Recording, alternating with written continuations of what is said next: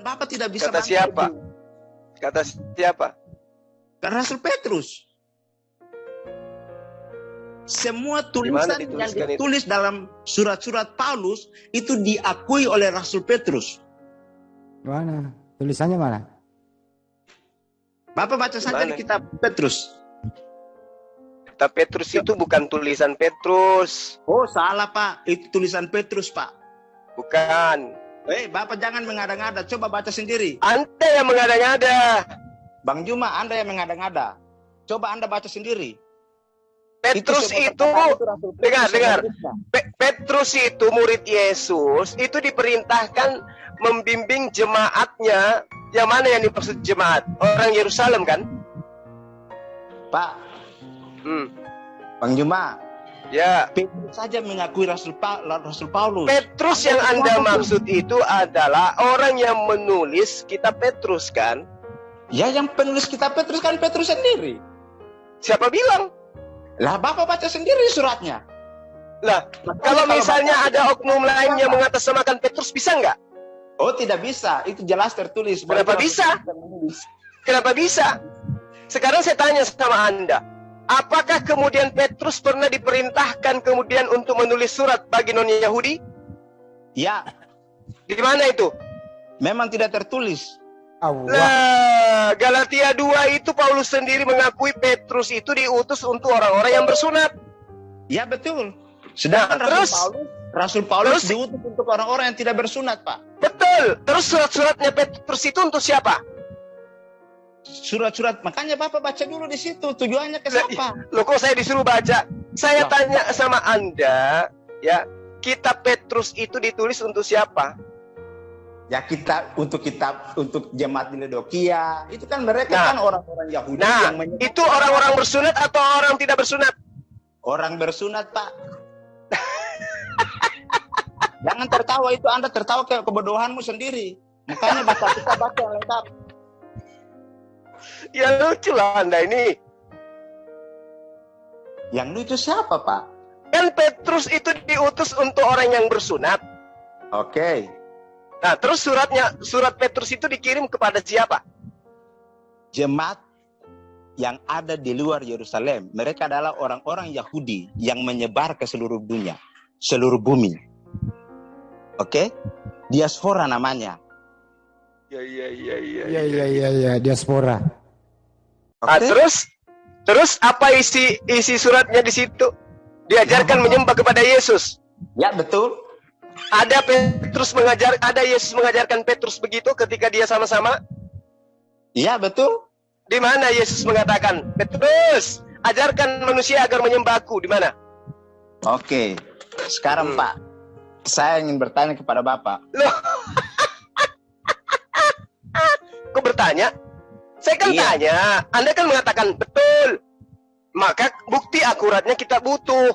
Di mana Yesus menyerahkan perintah kepada Petrus untuk mengajar kepada orang-orang yang tidak bersunat? Bagaimana? Sinyalnya jelek, Pak. Di mana Yesus mengajarkan Petrus agar Petrus mengajarkan manusia non-Yahudi menyembah kepada dirinya? Di mana? Oke. Kan tadi Bapak sendiri katakan, bahwa Petrus itu diutus kepada orang-orang Yahudi, Paulus diutus kepada orang-orang Yahudi, non-Yahudi. Itu pengakuan Paulus loh. Lah, pengakuan Paulus gimana, Pak? Galatia 2? Iya kan Bapak sendiri sudah bilang itu. Sekarang saya mau tanya buat Bapak. Pengakuan Paulus, Petrus untuk Yahudi. Iya. Pengakuan Yesus, Petrus untuk Yahudi. Surat Petrus yang ditulis entah siapa, itu dituliskan untuk non-Yahudi. Pak, surat Petrus itu yang menulisnya Petrus sendiri, Pak. Dari mana Anda tahu? Bapak jangan keluar dari itu. Iya. Seperti Bapak katakan bahwa yang menulis kitab Lukas adalah Lukas, maka saya katakan bahwa yang menulis kitab Petrus 1 Petrus dan 2 Petrus adalah Rasul Petrus, murid langsung dari Tuhan Yesus, murid intinya Tuhan Yesus. Ya, dari kata siapa? Ada bukti akuratnya? Ada bukti akuratnya? Bukti akurat apa, Pak? bahwa Petrus murid Yesus yang mengajarkan manusia non-Yahudi menyembah kepada Yesus? Nah, Bapak baca sendiri Alkitab. Kan Bapak selalu menyelidiki Alkitab untuk mencari kelemahan Alkitab kan? Oh, jadi Anda nggak bisa menunjukkan. Saya sudah baca dan tidak ada saya temukan Yesus mengajarkan muridnya, utamanya Petrus, untuk mengajak non-Yahudi menyembah dirinya. Gimana tuh? Pak, Yesus katakan, masih ada domba-dombaku yang lain. Iya, saya ngerti. Domba-domba yang dimaksud Yesus itu adalah Bani Israel, di luar daripada yang bertatap mata langsung dengan dia. Ada memang banyak. Pak, baca baik-baik. Di dalam perkataan itu Yesus katakan begini, masih ada domba-dombaku yang lain yang bukan kawan, yang dimaksud domba ini apa? Bani Israel. Non-Israel disebut Yesus dengan apa? Anjing. Jadi maksud Yesus masih banyak Bani Israel di luar daripada kota Yudea ini, di luar daripada Yerusalem ini, yang akan menjadi pengikut. Itu firman Tuhan tidak berkata demikian, Pak. Lah, sekarang saya tanya, domba yang dimaksud Yesus siapa? Bani Israel atau non-Yahudi? Non-Israel. Kalau domba itu untuk semua manusia, Pak. Hanya ada yang berasal dari Israel, ada yang di luar Israel. Nah, Anda yang memplesetkan. Anda yang memplesetkan. Matius 14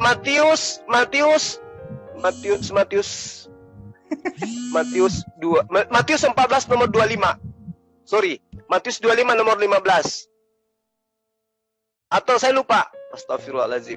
Dia mengatakan, aku diutus hanya kepada domba-domba yang hilang dari Bani Israel. Siapa ini double suara? Ini. Oh, konteksnya beda, Pak. Itu pada saat Yesus. Dan Pak, tanya Pak, jangan ambil perkataan sepotong-sepotong. Baca keseluruhan konteksnya. Tunjukkan aja dulu dalilnya di mana Yesus mengatakan, aku diutus untuk seluruh umat manusia. Ada? Ada. Oke, mana? Yang tadi katakan itu sudah jelas. Yang mana? Saya katakan aku diutus hanya kepada domba-domba yang hilang dari Bani Israel, kok jelas pula. Anda ini gimana sih? Dengar Pak, jadi peristiwa itu muncul karena ada seorang ibu yang datang memohon Yesus untuk menyembuhkan anaknya. Nah, Anda jawab itu, coba Anda malah mencoba untuk menunjukkan kronologis kejadian. Ketika ada orang Samaria kemudian datang kepada Yesus minta anaknya disembuhkan, Yesus mengatakan, aku diutus hanya kepada domba Israel. Gak pantas untuk anjing. Apa yang Yesus buat, Pak? Yesus kan menyembuhkan orang itu, Pak. Oh, kawan, seorang dokter yang diutus ke Papua, ketika di tengah jalan dia menemukan orang ada yang sakit, dia boleh menyembuhkan. Boleh nggak atau tidak? Boleh. Boleh. Hanya sekedar menyembuhkan kok. Orang Yahudi saja, Pak. Yesus melayani semua orang, Pak. Siapapun yang membutuhkan dia. Seperti Bapak selalu katakan bahwa di mana Yesus mengajarkan bahwa dia adalah Allah. Memang betul bahwa selama Yesus hidup di muka bumi, dia tidak pernah mengatakan bahwa dia adalah Tuhan. Kenapa? Karena tradisi pada zaman itu, kalau seseorang terus dari mana Anda tahu kalau Yesus itu adalah Tuhan, kalau Yesus sendiri tidak pernah mengaku? Halo? Bagaimana, Pak? Ya, halo. Anda di mana? Saya tanya, Anda mengakui Yesus tidak pernah mengajarkan kalau dirinya adalah Allah itu sendiri. Terus Anda ini tahu dari mana kalau Yesus itu adalah Allah? Sementara Yesus tidak pernah mengajarkan. Pak, dalam sebuah ajaran bukan hanya perkataan, Pak, tetapi tindakan juga itu menunjukkan sebuah pengajaran, Pak. Di mana Yesus membuktikan tindakannya bahwa dia adalah pencipta langit dan bumi, dia adalah Allah? Di mana? Pak, Yesus pada saat dia tidur? Pada saat dia ketakutan? Oh, salah. Pada saat dia dibunuh atau yang mana? Pada saat dia mengatakan bahwa dia adalah anak manusia, Pak. Itu bukan tindakan kalau mengatakan, itu suara tindakan. Kalau tindakan dia bisa menyembuhkan orang. Kemudian Pak, dia berkata begini, aku adalah Tuhan atas hari Sabat. Itu perkataan Yesus. Bahkan dia berkata begini, sebelum Abraham ada, aku telah ada. Perkataan asli dari perkataan aku telah adalah, aku adalah aku. Tidak ada Yesus mengaku sebagai God hari Sabat, nggak ada. Yesus mengaku sebagai kuria hari Sabat, Tuhan pemimpin hari Sabat. Ya, jangan Anda plesetkan di situ. Kelamaan Anda menggunakan kitab lain.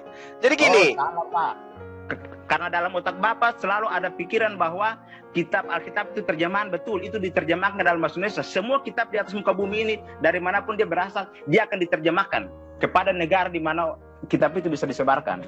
Betul, betul. Nah sekarang kita jangan lari ke sana dulu, nanti siap. mewek lagi. Kita kembali ke itu tadi yang Anda katakan, Yesus tidak pernah mengaku sebagai Allah. Kalau Yesus tidak pernah mengaku Allah, terus dari mana Anda kemudian yang layak disembah adalah pencipta langit dan bumi yang diajarkan Yesus untuk disembah? Oke, pertanyaannya kenapa Yesus tidak pernah menolak sebuah penyembahan? Karena pada masanya tidak ada manusia satupun yang menyembah dirinya layaknya Kristen hari ini. Oh, salah Pak. Setiap orang yang datang meminta kesembuhan, mereka selalu awali dengan penyembahan. Karena Alkitab penyembahan kayak mana maksudnya, bro? Pak, waktu Yesus lahir saja, 3 orang Majus sudah datang menyembah dia. Datang menyembah atau bersujud di hadapannya, kawan? Bersujud dan menyembah. Itu beda. Kalau hanya sekedar bersujud, Daud juga pernah disujudin, Yusuf juga disujudin. Ayo. Halo? Apakah mereka juga Tuhan? Sesuatu. Dari semua nabi yang pernah hidup di atas muka bumi ini, siapakah yang sejak kecil dia disembah, pernah disembah? Kemudian, siapakah dia disembah maksudnya disujudin gitu? Oke, sebentar Pak. Biar. Bapak percaya kalau malaikat menyampaikan adalah firman Tuhan?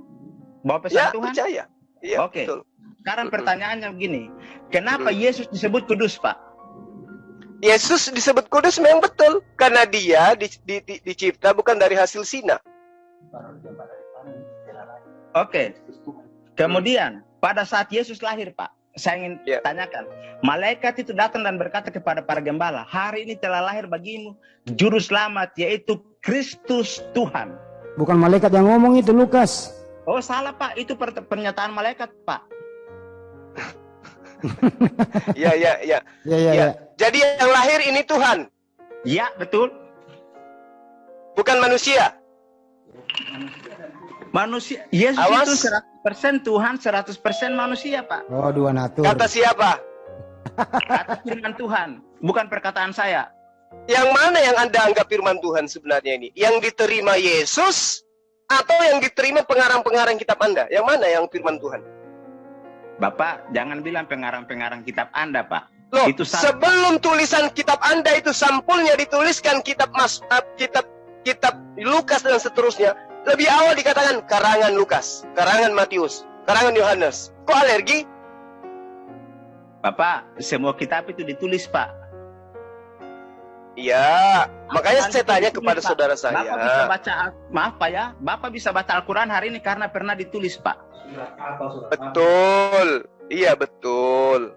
Sekarang begini, sahabatku, Anda berbicara tentang apa yang kemudian tertoreh di dalam kitab Anda, sementara Yesus tidak pernah mengenal kitab Anda, menyebut pun tidak. Siapa yang bilang Yesus tidak mengenal kitabnya sendiri, Pak? Sekarang coba tunjukkan di mana dituliskan Yesus menyebut surah-surah Paulus. Oh, Pak, itu pertanyaan menjebak, Pak. Itu pertanyaanmu tidak masuk akal. Aduh, sahabatku, sahabatku, Musa bercerita tentang kitabnya Torah. Ya, Nabi Yesaya bercerita tentang kitabnya Yesaya. Daud berbicara Mazmur. Daniel berbicara pengkhotbah, raja-raja dan seterusnya. Yesus bercerita Injil. Filipus bercerita Injilnya Yesus. Sekarang, Yesus kapan bercerita tentang kitab Lukas? Oke, sekarang saya mau tanya kembali buat Bapak. Injil itu apa sih? Oh, gitu caranya menjawab. Jadi ditanya lagi kembali. Oke, silakan. Injil itu apa sih menurut Bapak? Ini konteksnya Tuhan. Injil itu adalah sebuah wahyu yang diterima oleh Yesus untuk disampaikan kepada Bani Israel. Pak, Injil itu artinya kabar baik, Pak. Menurut siapa? Menurut Alkitab, Yesus bilang begini, Yesus itu memberitakan Injil, kabar baik. Jadi Yesus sendiri memberitakan Injil. Murid-muridnya memberitakan Injil tentang keselamatan. Apa? Injil apa yang diberitakan oleh Yesus? Halo, bagaimana? Injil apa yang diberitakan oleh Yesus? Pak, Injil yang diberitakan oleh Yesus adalah Injil keselamatan dan Injil kerajaan. Dua itu, Pak. Injil keselamatan. Bukan Injil Lukas, Pak, Injil bukan Injil Markus. Injil keselamatan. Tidak, saya tanya sama Anda. Ya. Bukan Injil Lukas, bukan Injil Markus. Lah, itu kan semua tercatat dalam 4 Injil itu, Pak. Perkataan Yesus adalah Injil, Pak. Kawan, Gimana? Injil yang kamu maksud itu adalah hasil investigasi penulis kitab Anda. Yesus tidak mengenal itu. Sementara Filipus menerangkan di dalam Kisah Para Rasul, Yesus punya Injil sendiri. Gimana tuh? Pak, yang dimaksud dengan Injil adalah kabar baik. Jadi yang apa yang Yesus katakan? Iya, itu iman Anda sekarang oke, nggak apa-apa. Coba gini, supaya Anda itu punya data. Di dalam Wahyu, Wahyu 14 nomor 6, di situ diceritakan, aku melihat satu lagi malaikat terbang di langit membawa Injil yang kekal untuk disampaikan kepada penghuni bumi dan kepada setiap bangsa. Ya. Injil apa ini maksudnya? Injilnya Lukas kah? Injilnya Paulus kah? Atau siapa ini yang dibawa oleh malaikat? Oke, Pak. Bapak kan bicara dari kitab Wahyu. Wahyu itu kan bagian dari Injil, Pak. Iya, makanya saya tanya, kawan. Saya tanya, kalau saya tanya Al-Quran kepada Anda akan belepotan nantinya. Nggak nyambung. Karena Anda tidak mengerti Al-Quran, Pak. Oke. Nah, sekarang saya tanya kepada sahabat saya ini. Di dalam kitab Anda diceritakan ada malaikat terbang di tengah langit membawa Injil yang kekal untuk disampaikan kepada penghuni bumi. Injil yang disampaikan ini apakah kitab Lukas, kitab Markus, kitab Yohanes, kitab Matius, surat-surat Paulus? Coba. Nah, Injil yang kekal adalah Injil yang berbicara tentang keselamatan yang ada dan ditemukan hanya di dalam Yesus Kristus Tuhan. Berarti yang ditenteng oleh malaikat pada saat terbang itu Yesus? Oh bukan, Pak, itu kan kitab, Pak. Kitab, makanya saya tanya, kitab yang dibawa malaikat ini kitab Lukas, Markus, Matius, Yohanes, atau surat-surat Paulus? Tanyakan sendiri pakai padanya, kan saya tidak tahu. Ya udahlah kalau kayak gitu. Nantilah saya ketemu malaikatnya. Malaikat, tunjukkanlah dirimu padaku. Aku cuma unyu-unyu ingin tahu. Yang diceritakan oleh Yohanes adalah dalam bentuk penglihatan, Pak. Bagaimana saya tahu isinya? Sama seperti itu yang ditunjukkan itu kitab Lukas atau bukan? Markus atau bukan? Yang mana, Pak? Yang oleh malaikat itu, Pak, yang di kitab Wahyu. Iya. Makuniro kapang. Kalau itu kan saya tidak tahu karena saya tidak baca isinya. Tidak tahu dia kan cuma. Tapi yang pasti bukan kitabnya Lukas ya. Pak, kami mengakui Injil secara kitab itu ada 4. Matius, Markus, Lukas, dan Yohanes. Itu kitab Injil. Sisanya kan surat-surat dari para rasul. Oke, surat-surat penggembalaan dari setiap rasul-rasul. Yang dipakai oleh Tuhan untuk menulis segala sesuatu yang intinya bersumber pada keselamatan yang hanya ada di dalam Yesus Kristus. Itu, Pak. Terus? Kalau tentang isi yang dibawa oleh malaikat, nah itu Pak persoalannya kan itu kitab, ada kitab yang terbuka, ada kitab yang tertutup, Pak. Jadi yang dibawa oleh malaikat saat itu kan kita tidak tahu karena itu kan penglihatan oleh Yohanes. Yohanes siapa? Yohanes Rasul Yohanes. Ya, apakah tidak menutup kemungkinan Injil yang dibawa malaikat ini adalah Injilnya Yesus? Iya, itu kan Injil Yesus. Pak, Injil itu bicara tentang Yesus, Pak. Ya, ini kan berbicara mengenai kitab yang mau disampaikan. Nah, yang sampai ini adalah Injilnya Yesus kan? Iya, Injil yang bicara tentang Yesus. Kok Injil yang berbicara tentang Yesus gimana sih? Iya, Pak, kan Injil inti daripada Injil yang berbicara tentang Yesus itu Injil Anda. Gospel. Perjanjian baru. Bapak, saya luruskan pengertian dulu. Semua kitab perjanjian baru, inti pengajarannya itu berpusat pada Yesus, Pak. Itu ya, Yesus sendiri ketika dia datang menyampaikan firman Tuhan. Ya, betul, saya setuju. Firman Tuhan itu tidak hanya serta-merta isinya Yesus. firman Tuhan itu berbicara juga tentang nabi-nabi terdahulu, tentang kiamat, tentang malaikat, tentang Musa.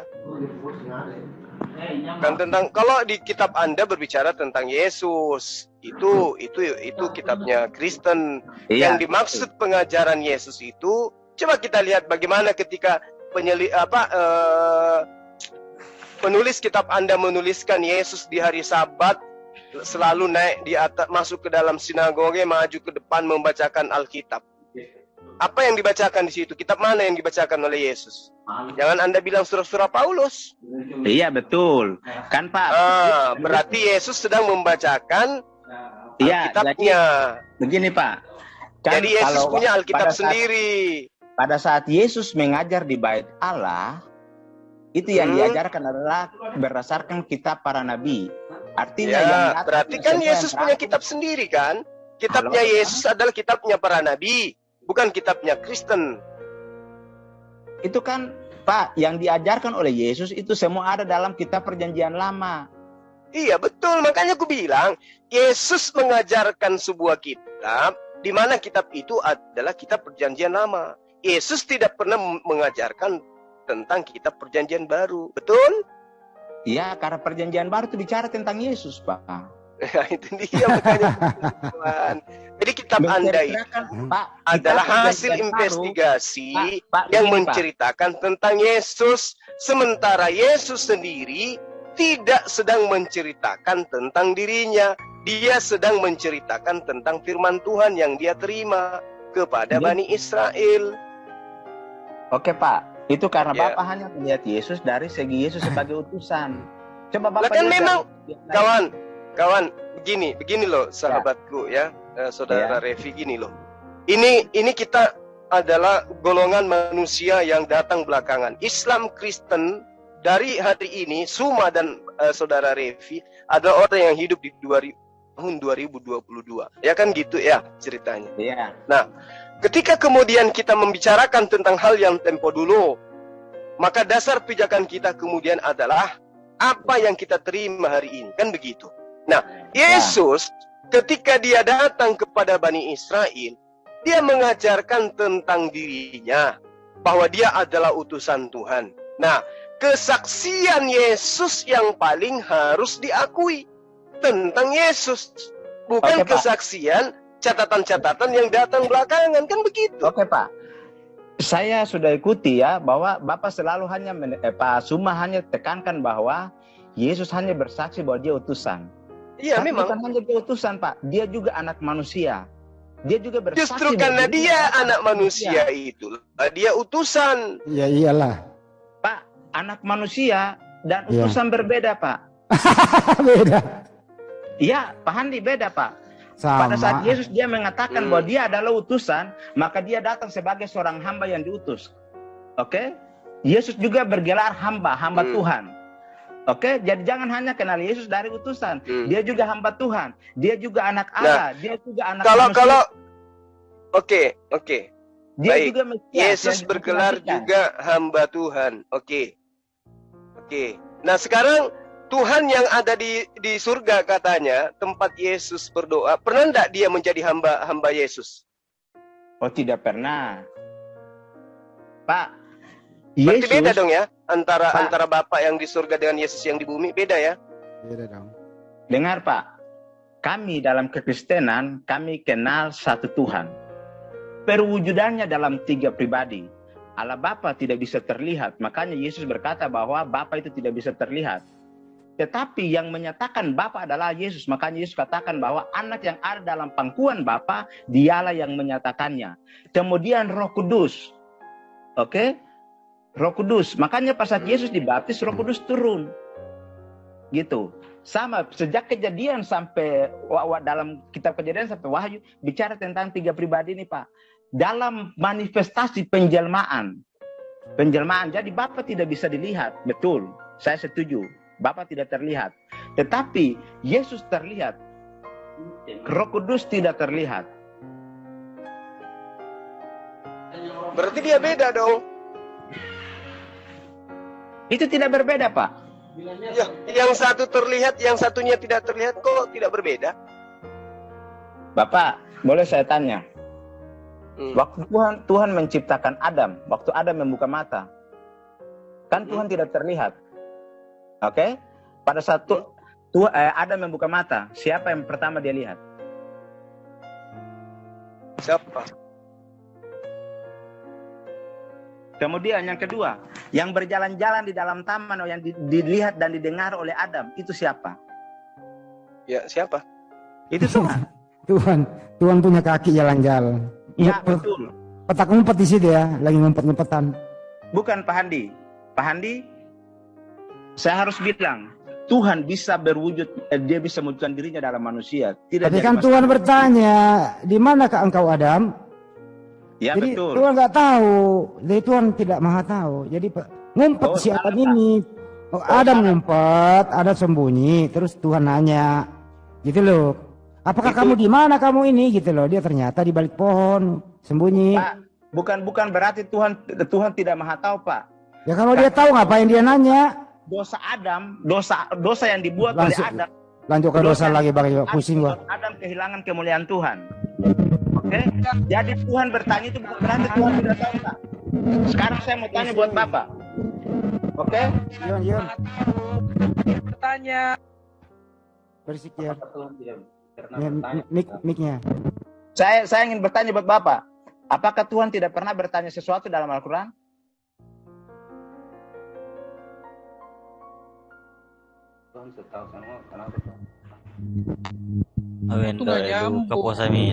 Apakah di dalam Al-Quran Tuhan tidak pernah bertanya kepada seseorang? Contoh ayatnya. Ya, saya tidak tahu, saya hanya bertanya. Kalau Bapak punya jawaban, maka Bapak menjelaskan disertai dengan dalil-dalilnya. Kan di dalam kitab Kejadian, paham? Iya, coba ada nggak dalilnya bertanya? Allah bertanya dalam Quran. Nah, coba kasih contoh, sama nggak ceritanya ketika dia mencari Adam di Gan Eden? Itu kan tugas Bapak untuk menjawab. Kan saya tidak tahu tentang Al-Quran, makanya saya bertanya. Enggak, supaya kenapa Anda membawa-bawa Quran? Kan Anda ingin menyamakan dengan kejadian yang ada antara Adam dan Tuhan kan di dalam Gan Eden itu. Nah, kalau begitu coba Anda bawa ayat Al-Qur'annya yang mana? Pak Juma, jawab saja. Pak Juma jawab saja. Saya pernah mendengar, tapi saya tidak memahami tentang kitab suci Anda. Makanya saya bertanya. Jangan hanya Anda yang bertanya kepada kami. Saya tahu kalau tentang Alkitab kalian mau habis-habisan, tetapi begitu kami bertanya tentang Quran, kalian mau menutupi, kan tidak boleh, Pak. Enggak, saya tahu di dalam ayat Al-Quran ada, Allah bertanya ada, memang ada. Nah sekarang ketika ada pertanyaan Allah di dalam Al-Quran, seperti misalnya, apakah mereka berpikir mereka tidak diuji?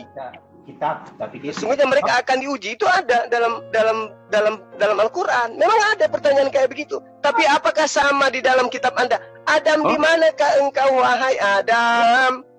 Intinya adalah bahwa di dalam Alkitab dan Al-Quran Tuhan pernah bertanya, Pak. Bukan berarti Tuhan tidak maha tahu. Dua hal berbeda, bro. Di dalam Al-Quran itu bertanya tapi langsung bagi solusi.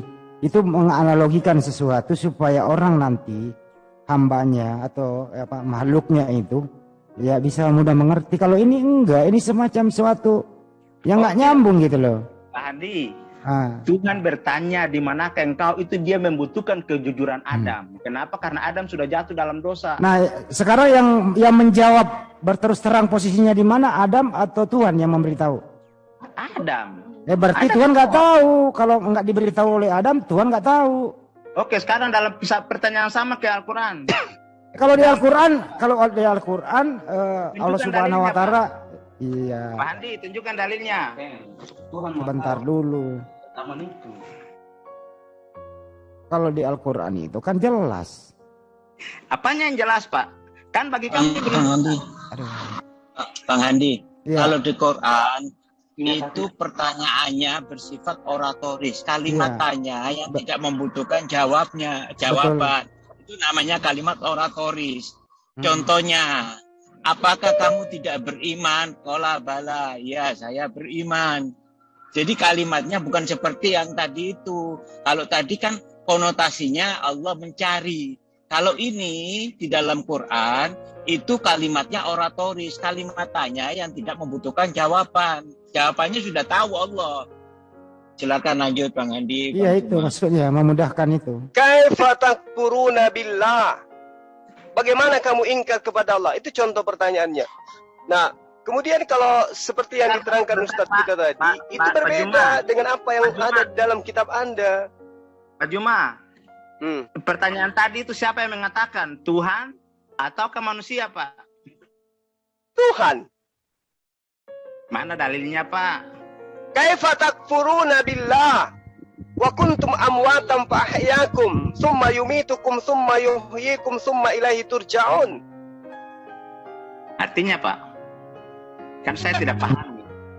Bagaimana kamu ingkar kepada Allah padahal kamu tadinya mati, lalu dia menghidupkan kamu, kemudian dia mematikan kamu, lalu dia menghidupkan kamu kembali, kemudian kepadanya lah kamu dikembalikan. Ini Allah yang bertanya. Kaifa takfuruna? Anda kan bertanya, apakah ada pertanyaan Allah di dalam Quran? Ada. Ya, itu artinya bahwa di dalam Alkitab maupun Al-Quran, ini intinya, Pak. Di dalam Alkitab dan Al-Quran pernah Tuhan menanyakan sesuatu kepada makhluknya. Itu maksud saya, Pak. Contoh lagi nih. Ini coba Anda nalar baik-baik ya. Di dalam Al-Qur'an misalnya dalam surah Al-Baqarah ayat 215. Ma anfaqtum min khairi falil walidain. Harta apa saja yang kamu infakkan? Dijawab kemudian oleh Allah, hendaklah diperuntukkan bagi kedua orang tua. Ada jawabannya. Bukan orang lain yang menjawab. Nah, kalau di kitab Anda, di manakah kau, Adam? Oke, sekarang begini, Pak. Itu kisah Adam. Sekarang kisah Nabi Yesaya. Tuhan bertanya kepada Nabi Yesaya seperti ini. Siapakah yang harus kuutus? Nabi Yesaya menjawab, ini aku Tuhan, utuslah aku. Nah, terus apa masalahnya? Iya, makanya tadi saya tidak mau melebar pembicaraan kita, Pak. Saya cuma karena tadi Pak Handi mengatakan bahwa seakan-akan Tuhan bertanya, seakan-akan Tuhan tidak tahu. Makanya saya sempat hanya bertanya. Kan di dalam berkata bahwa di dalam Al-Quran dan Alkitab. Entar dulu, saya luruskan dulu. Tanya. Tuhan bertanya di situ, terus jawabannya dari mana pertanyaan Tuhan? Ya dari Adam. Dari Adam. Kalau di Al-Quran jawabannya dari mana, Bang Juma? Pertanyaan Allah Subhanahu Wa Taala. Allah sendiri. Allah sendiri. Artinya di sini ada dua hal yang berbeda, nggak apple to apple. Artinya di Bible-mu Tuhan nggak tahu, butuh jawaban dari Adam. Ini intinya, bro. Oh salah, Pak. Tuhan itu. Oh, salah bagaimana? Coba baca Bible-mu. Jawaban dari mana? Siapa yang menjawab? Bukan Tuhan yang menjawab. Pertanyaan Tuhan dijawab oleh Adam bahwa saya ada di balik pohon. Pak, kalau saya bertanya kepada Anda kan bisa menjawab, kan? Kecuali ayatnya berkata, di manakah engkau Adam yang ada di balik pohon? Nah, itu baru benar. Kayak Al-Quran itu. Pak Handi. Di manakah engkau Adam yang ada di balik pohon? Nggak begitu, bro. Pak Handi, terkadang seorang guru, ini saya ambil contoh ya, terkadang seorang guru menanyakan sesuatu kepada seorang murid yang jawabannya dia sudah tahu, tapi dia juga membutuhkan jawaban. Ini bukan soal jawab antara guru dan murid, ini antara Tuhan dengan makhluknya. Iya, analogi anak kejauhan. Ini contoh, Pak Handi, ini contoh. Jangan turunkan contohmu yang nggak selevel, bro. Ini firman Tuhanmu ini loh. Iya, ini kan namanya dialog itu dua arah, Pak. Bagaimana kalau kita ambil data yang lain, kawan? Ya, silakan Pak Cuma. Pada suatu hari datanglah anak-anak Allah menghadap Tuhan dan di antara mereka datang juga iblis. Nah, itu kitab Ayub, Pak. Saya sudah tahu. Iya, makanya. Maka bertanyalah Tuhan kepada iblis, dari manakah engkau? Iblis menjawab kepada Tuhan, dari perjalanan mengelilingi dan menjelajahi bumi. Lalu bertanyalah Tuhan kepada iblis, apakah engkau memperhatikan hambaku Ayub? Sebab tiada seorang pun di bumi ini seperti dia, yang demikian saleh dan jujur, yang takut akan Allah dan menjauhi kejahatan. Coba. Pak, ini gimana itu? Itu kan pertanyaan, bukan berarti Tuhan tidak mengetahui, Pak. Buktinya dia mengatakan di ayat 21-nya, baiklah aku turun untuk melihat apakah benar mereka telah melakukan seperti keluh kesah orang yang telah sampai kepadaku atau tidak. Oke, Pak Bima dengar. Ya. Salahnya sebuah perkataan itu membutuhkan sebuah jawaban. Iya. Oke. Saudaraku, ini kita berbicara mengenai Maha Tahu atau tidak. Ini coba Anda lihat di dalam kitab Ayub itu. Ya. Dia menceritakan ada iblis ditanya dari iblis, "Teko boleh?" Makanya iblis boleh kan macupiri linoe. Dan saya keliling-keliling. Kata iblis, "Apa yang kau lihat tentang hambaku di sana yang bernama Ayub? Karena sesungguhnya tidak ada manusia yang lebih saleh daripada Ayub di atas muka bumi." Iblis mengatakan sesuatu yang diceritakan kemudian dan sampai kepada Tuhannya Ayub. Sesudah itu apa yang terjadi? Ya, dia katakan, iblis mengatakan kepada Tuhan bahwa ada keluh kesah tentang Sodom dan Gomora, dan Tuhan pun mengatakan itu. Lalu kemudian Tuhan turun. Dia katakan begini dalam kitab Kejadian 18:21. "Baiklah aku turun untuk melihat apakah benar-benar mereka telah berkelakuan seperti keluh kesah orang yang telah sampai kepada aku." Kitab Ayub itu kayak Kejadian, Pak. Beda, Pak. Ayub punya kitab sendiri, kitab Kejadian sendiri. Jangan dicampur adukan, Pak. Kitab yang Bapak harus tahu. Ayo kita ambil Kejadian 18 kalau begitu, ayo. Oke, Pak. Kita ambil satu perikop. Sebentar, saya boleh bertanya, Pak? Boleh. Oke. Mohon maaf ya, manusia bersumpah atas nama siapa? Manusia bersumpah di dalam ajaran agama Islam itu wajib hukumnya atas nama Allah. Oke. Ya, oke. Mahasiswa bersumpah. Di dalam kekristenan juga Alkitab menulis bahwa aku bersumpah demi diriku sendiri. Artinya bahwa kita sebagai manusia bersumpah atas nama sesuatu yang levelnya lebih tinggi dari kita. Betul? Ya. Apa sih maksudnya ini? Betul ya? Tuhan bersumpah. Ya, karena di dalam Alkitab itu menulis begini, aku bersumpah demi diriku sendiri. Kenapa?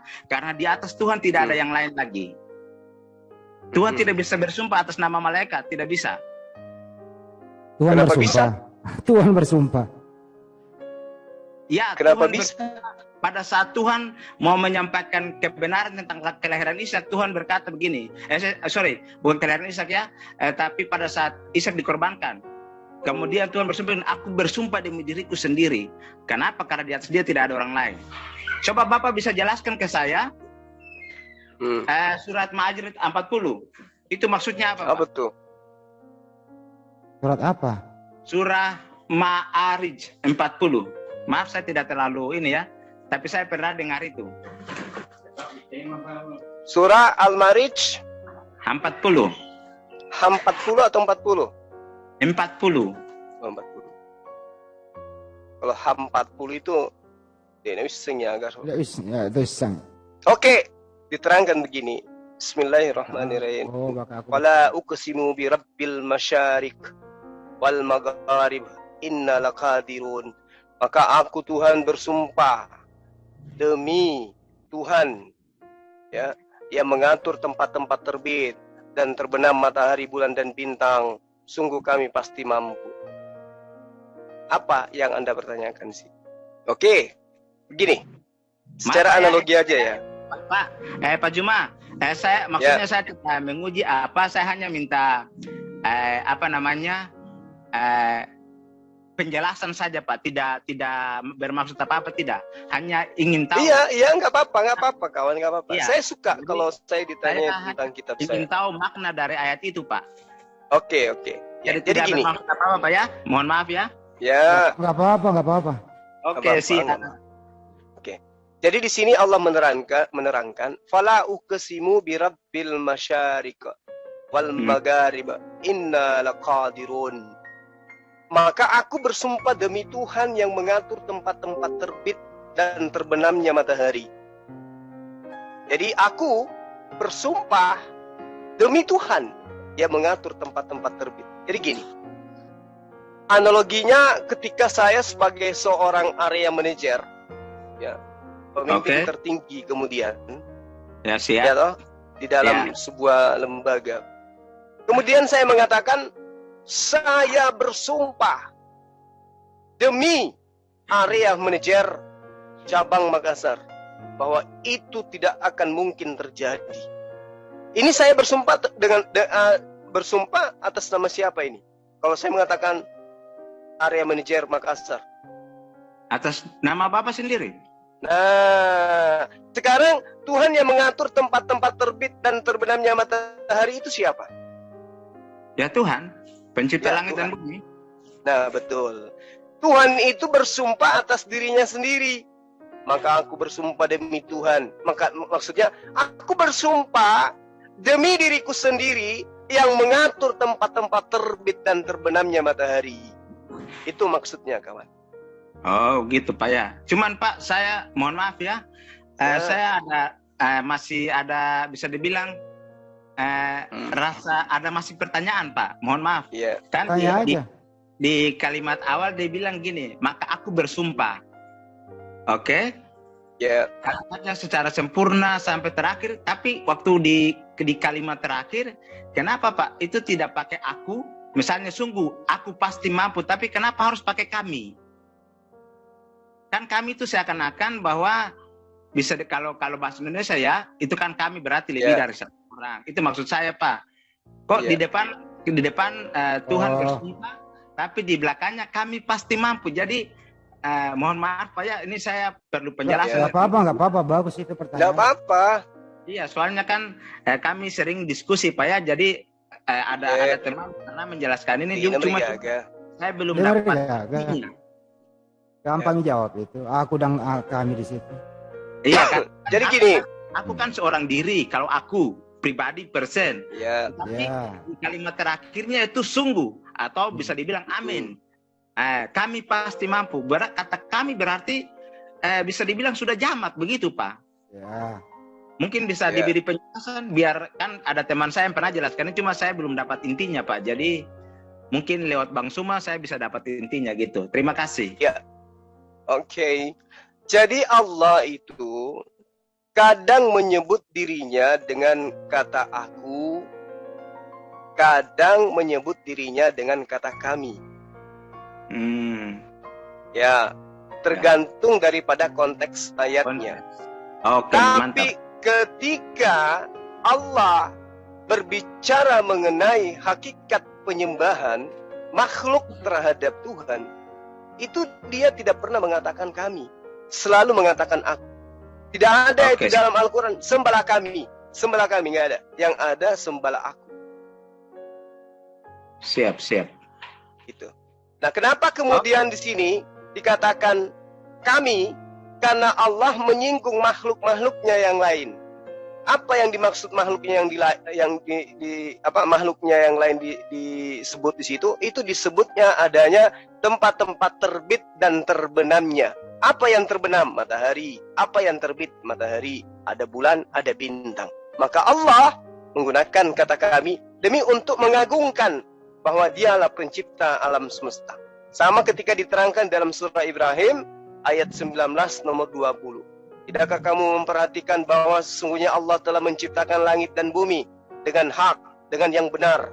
Jika dia menghendaki, niscaya Allah membinasakan kamu dan mendatangkan makhluk baru untuk menggantikan kamu. Dan yang demikian itu tidak sukar bagi Allah. Oke, mantap. Iya. Oke, terima kasih Bang. Makasih sahabatku. Ya, salam kenal ya Saudara Revi ya. Anda dialognya bagus. Mantap. Saya bisa bisa nangkap intinya Pak. Terima kasih Pak. Iya. Memang seperti yang tadi saya katakan, kami pernah berdiskusi tentang ayat ini, tapi saya belum dapat intinya. Dan hari ini saya bisa dapat dari Bang Zuma. Terima kasih Bang ya. Makasih, sama-sama. Oke, Bang Handi, Bang Zuma, saya mohon maaf, saya harus izin karena ini saya harus pulang. Iya kawan, iya. Di mana kah ini? Sulawesi kah, Pak Revi? Nah, saya di Maluku. Oh, Maluku. Oh, yang ke semalam. Oke. Karena kami sudah waktu. Jadi, terima kasih ya untuk semuanya. Mohon maaf kalau ada kata-kata yang salah. Mohon dimaafkan. Saya juga kawan. Saya juga minta maaf. Oke, kemudian selamat menjalankan ibadah puasanya. Ya, makasih. Oke, saya izin pamit ya. Ya, makasih Bang. Revi ntar malam masuk lagi kalau ada waktu. Iya, kalau ada waktu. Terima kasih Bang Handi. Oke Bang, makasih Bang. Bang Nyuma ditutup Bang Nyuma, diberi kesimpulan. Gimana Bang?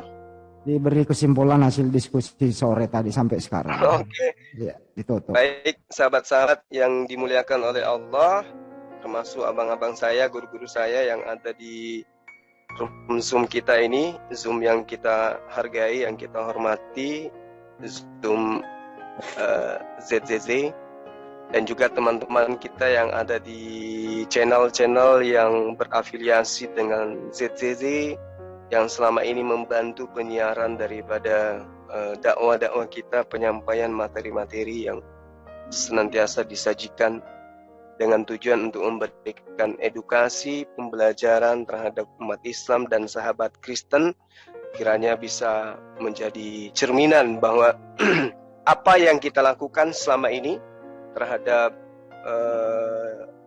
kondisi yang ada itu lebih mendewasakan kita. Yang Islam menjadilah umat Islam yang baik, yang Kristen menjadilah umat Kristen yang baik. Kita adalah dua umat yang berbeda akidah, berbeda ajaran, bukan berarti kita harus saling membenci satu sama lain, tapi debat ini dilakukan untuk kita saling kenal satu sama lain bahwa Islam seperti ini akidahnya, Kristen seperti ini akidahnya, yang pada ending semua itu adalah untuk kita saling menghargai, saling menghormati satu sama lain. Kalaupun kemudian ada ngotot-ngototan, ada saling mempertahankan argumen, itu wajar. Karena kita berbicara mengenai iman, hal yang sangat prinsip, hal yang sangat sensitif pada diri kita masing-masing. Tapi kita tetap mendudukkan daripada kebanggaan kita sebagai masyarakat, sebagai penduduk, sebagai anak bangsa, sebagai saudara yang hidup dalam negara yang satu yang menyatukan kita, negara yang kita cintai, NKRI. Materi kita hari ini terkait dengan apa yang diterangkan oleh Al-Quran, bahwa Nabi yang datang kepada Bani Israel itu hanyalah manusia yang menjadi tolak pijakan umat Islam kepadanya adalah dia Nabi, dia Rasul, dia diberi mukjizat, dia kemudian sebagai manusia suci, terkemuka di dunia dan di akhirat, dan termasuk orang-orang yang didekatkan kepada Allah. Kemudian dari pandangan sahabat Kristen, berdasarkan iman, ya, berdasarkan iman bahwa sosok ini adalah Tuhan sekaligus adalah manusia. Itu hak sahabat Kristen untuk mengimani itu. Kita tidak ada paksaan untuk kemudian memaksakan kehendak kita agar mereka memahami apa yang kita imani. Cukup kita menyampaikan